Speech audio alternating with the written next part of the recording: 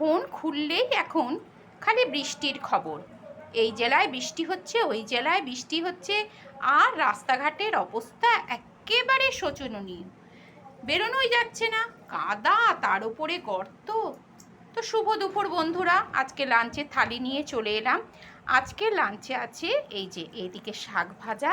প্রথমে শাক ভাজাটা দিয়ে মেখে ভাতটা খাবো। শাক ভাজা খুবই ভালো, আমারও চট করে করা হয় না, আজকে অনেক দিন পরে শাক ভাজা করলাম। এটা হলো কলমি শাক ভাজা। আর এরপরে আছে এটা গাটি কচুর একটা সর্ষে বাটা দিয়ে ঝাল।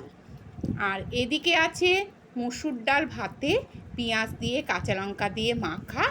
আর তার সাথে আছে মাছের সর্ষে বাটা দিয়ে এরকম তেল তেল ঝাল ঝাল।